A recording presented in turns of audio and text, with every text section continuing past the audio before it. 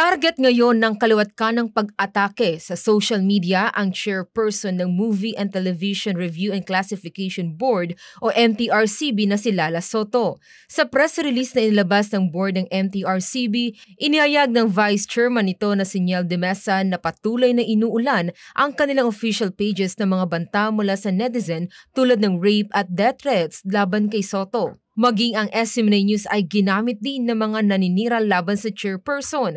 Nanindigan naman ang pamunuan ng SMNI na ito ay peke at pinaalalahanan ang publiko na paniwalaan lamang ang mga post mula sa mga legitimate news agency.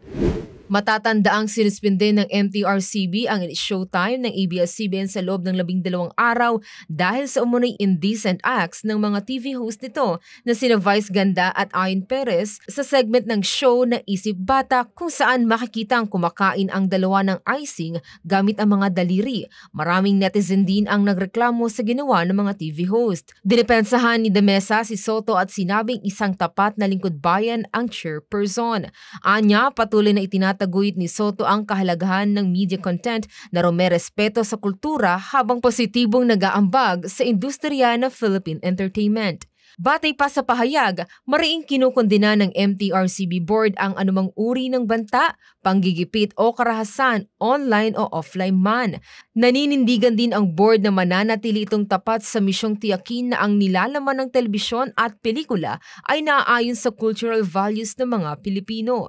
Hinihikayat din ng MTRCB na magkaroon ng maayos na dialogo at diskurso sa publiko at binigyan diin ang kahalagahan ng diskurso at responsableng pagpuna.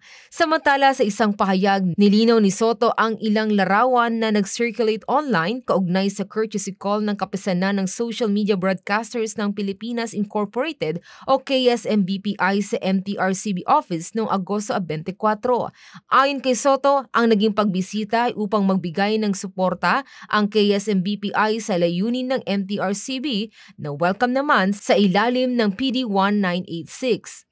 Dagdag pa ni Soto, una nang sinabi ng KSMBPI na ang desisyon nitong magsampa ng kaso ay hindi na impluwensyahan ng MTRCB kaya hindi dapat bigyan ng maling interpretasyon.